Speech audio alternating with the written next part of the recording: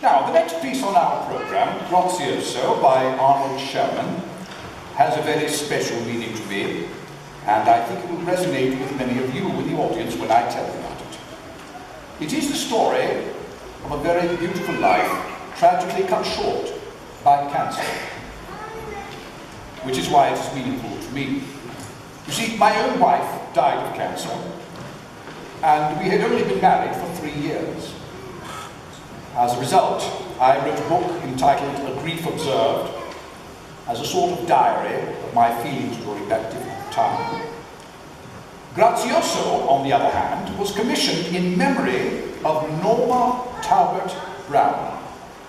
She was a handbell enthusiast and an operatic soprano in New York City, an actress and a mother who died of cancer. The composer said of her, Norma had a wonderful sense of grace about her, which she always seemed to carry through all of the adversities in her life. I knew her before her battle with cancer.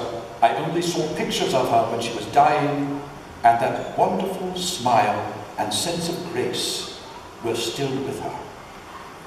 The piece is an attempt to depict her natural grace, her losing battle with cancer, and her ultimate victory over death. If you listen carefully, you will hear how Mr. Sherman uses music to paint a lovely picture of this woman. The opening section, representing her life, is lyrical and delicate.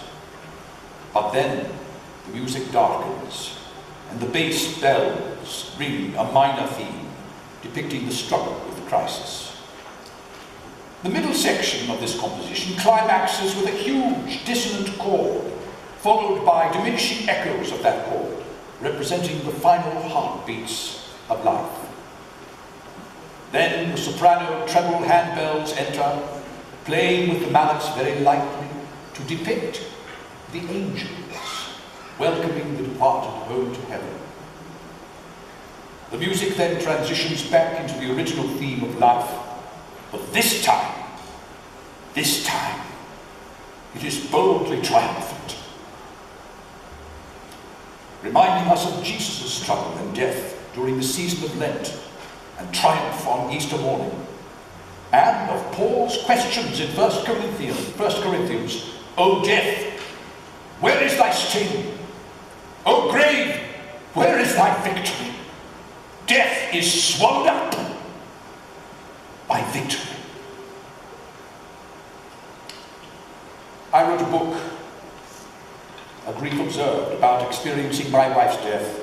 Mr. Sherman has written a very beautiful piece of music, which also suggests the story of another life. Watch the screen.